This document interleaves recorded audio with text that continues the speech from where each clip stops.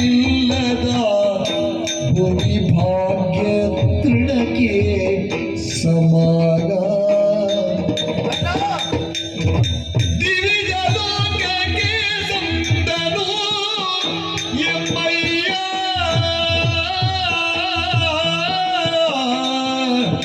ದಿವಿಜಲೋಕಕ್ಕೆ ಸಂದನು ಎಮ್ಮಯ್ಯನು ಭವಿತವ್ಯ ಶೂನ್ಯ ಭವಿತವ್ಯ ಶೂನ್ಯ ಶೂನ್ಯ ಶೂನ್ಯ ಅಣ್ಣ ಅಗ್ರಜ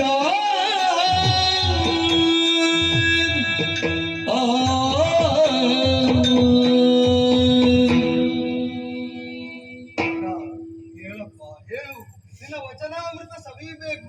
ಹೇಗಿದ್ದಾರೆ ತಮ್ಮನಾದ ಭರತನನ್ನು ಕಂಡ ಸಂತೋಷದಲ್ಲಿ ಪ್ರಶ್ನೆಯ ಸುರಿಮಳೆಯನ್ನೇ ಸುರಿಸ್ತಾ ಇದ್ದೀಯಣ್ಣ. ನೀ ಕೇಳಿದ ಪ್ರಶ್ನೆಗೆ ನಾನೆಂತೂ ಉತ್ತರಿಸಲಿ ಅಣ್ಣ. ಅಣ್ಣ, ಬಂದಿರುವಂತಹ ಭರತನನ್ನು ಕಂಡು ಪರ ಸೆಳೆದು ಎರಡು ತೋಳುಗಳಿಂದ ನೀನು ನನ್ನನ್ನು ಬಿಗಿದಪ್ಪಿದಾಗ ಬಹುಶಃ ಭರತನ ಬದುಕಿನಲ್ಲಿ ಉನ್ನತವಾದಂತಹ ಸಂತೋಷವನ್ನು ನಾ ಅನುಭವಿಸಬೇಕಿತ್ತಣ್ಣ. ಆದ್ರೆ ಮುಖ ಕಣ್ಣಿ ಹೋಗಿ ನನ್ನಿಂದ ಸಾಧ್ಯವಾಗ್ಲಿಲ್ಲ ಅಣ್ಣ. ಯಾಕೆ ಗೊತ್ತಾ? ಆ ಯೋಗ ಭಾಗ್ಯ ನನಗೆ ಇಲ್ಲ ಅಣ್ಣ. ಏನಾಯ್ತು? ಅಂತದ್ದೇನಾಯ್ತು? ಅಯೋಧ್ಯೆ ಬಗ್ಗೆ ವಿಚಾರಿಸಿದೆಯಾ ನೀನು? ಅಣ್ಣ, ನಮ್ಮ ವಂಶದ ಮೂಲ ಪುರುಷ ಭಗವಾನ್ ಭಾಸ್ಕರ ಹಗಲು ಹೊತ್ತಿನಲ್ಲಿ ಬಾನೆತ್ತರಕ್ಕೆ ಏರಿ ಪ್ರಪಂಚವನ್ನೇ ಬೆಳಗಿಸಬೇಕಾದಂತಹ ಸೂರ್ಯ ಇವತ್ತು ಆ ಬಾನೆತ್ತರದಲ್ಲಿ ಮಿನುಗುತ್ತಾ ಇಲ್ಲ ಅಣ್ಣ. ಅಂತಹ ಸೂರ್ಯ ಯಾರಿಗೂ ಹೇಳದೆ, ಯಾರಲ್ಲಿಯೂ ಕೇಳದೆ, ಯಾರ ನಿರೀಕ್ಷೆಗೂ ನಿಲುಕದೆ, ಅನಿರೀಕ್ಷಿತವೋ ಎಂಬಂತೆ ಚರ್ರನೆ ಜಾರಿ ಪಶ್ಚಿಮಾಂಬುದಿಯಲ್ಲಿ ಮುಳುಗಿಬಿಟ್ಟ. ಇನಕುಲಾಂಬುದಿಗೆ ಪ್ರತಿ ಚಂದ್ರಮ ನೀನೆನ್ನುವಂತಹ ಮಾತನ್ನು ಸಾಕೇತದ ಪ್ರತಿಯೊಬ್ಬ ಪ್ರಜೆಗಳು ಒಪ್ಪಿಕೊಂಡ ವಿಚಾರ. ಆದ್ರೆ ಹಗಲು ಹೊತ್ತಿನಲ್ಲಿ ಬೆಳಗಬೇಕಾದ ಸೂರ್ಯನಿಲ್ಲದಿದ್ರೆ ರಾತ್ರಿಯ ಹೊತ್ತಿನಲ್ಲಿ ಬೆಳಗುವಂತಹ ಚಂದ್ರನಾದ್ರೂ ಇದ್ದಾನ ಅಂತ ಸಾಕೇತದ ಪ್ರಜೆಗಳು ನಿರೀಕ್ಷೆ ಮಾಡಿದ್ರೆ, ರಾತ್ರಿ ಹೊತ್ತಿನಲ್ಲಿ ತಂಪಾದ ಕಿರಣವನ್ನು ಸೂಸಬೇಕಾದಂತಹ ಚಂದ್ರನು ಅಯೋಧ್ಯೆಯಲ್ಲಿಲ್ಲದಾಗಿದ್ದಾನಲ್ಲ. ಅಯೋಧ್ಯೆಯ ಸಮಸ್ತ ನಾಗರಿಕರು ಕಗ್ಗತ್ತಲಿನಲ್ಲಿ ಕುರುಡರಂತೆ ವರ್ತಿಸ್ತಾ ಇದ್ದಾರೆ. ಅದೇ ಸಮಯಕ್ಕೆ ಸಾಕೇತವನ್ನು ಪ್ರವೇಶ ಮಾಡಿದ ಆ ಪ್ರತಿ ಚಂದ್ರಮ ಎಲ್ಲೇ ಇರಲಿ, ಹೇಗೆ ಇರಲಿ, ಅವನನ್ನು ಹುಡುಕಿ ತರ್ತೇನೆ ಎನ್ನುವ ಭರವಸೆಯಿಂದ ಇಷ್ಟು ಮಂದಿಯನ್ನು ಕೂಡಿಕೊಂಡು ನಾ ಇದ್ದ ಕಡೆ ಧಾವಿಸಿ ಬಂದಾಗ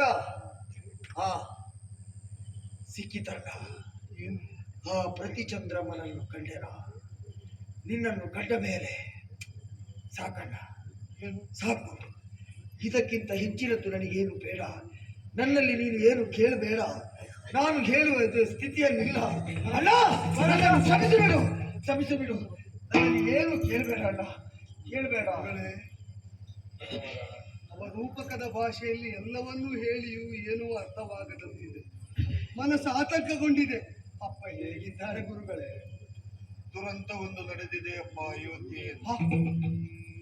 ಏನು ನಡೆದಿದೆ ಅನ್ನುವುದನ್ನು ಮಂದಾಕಿನಿಯ ತಟದಲ್ಲಿ ವಿವರವಾಗಿ ತಿಳಿಸುತ್ತೇನೆ. ನನ್ನನ್ನು ಅನುಸರಿಸಿಕೊಂಡು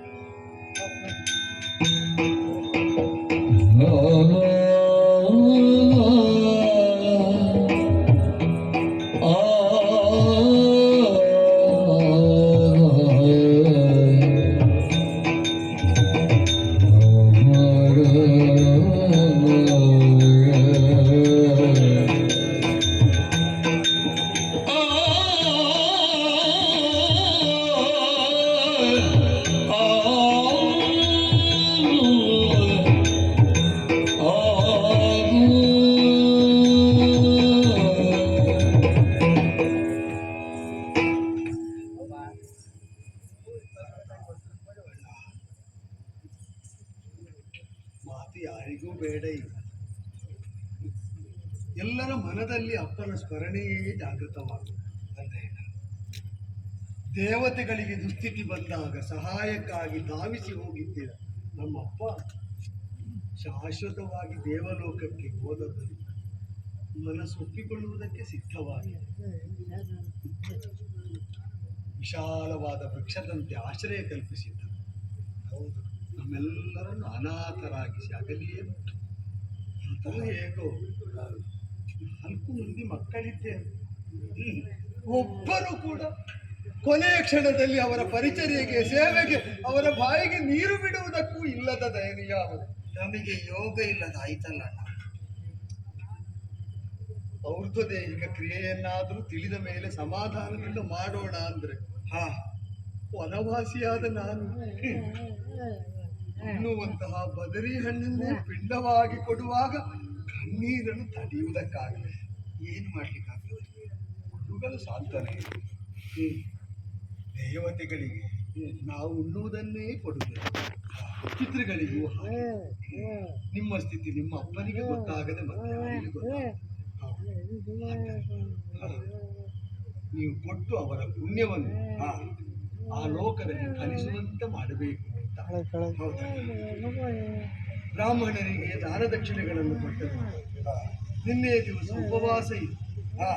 ಇಂದು ನಿತ್ಯಾನ್ನಿಕ ಪೂರೈಸಿ ಅದು ಕರ್ತವ್ಯವನ್ನು ನಮ್ಮ ವಂಶದ ಮೂಲ ಪುರುಷ ಪ್ರಚೋದಿಸುವಾಗ ಬಂದು ಸೇರಿದ್ರೆ ಮುಂದೇನು ಅಂತ ಎಲ್ಲರೂ ಉತ್ಕಂಠಿತರಾಗಿದ್ದರು. ಅವರಿಗೆ ಉತ್ತರ ನೀನಾಗಬೇಕು.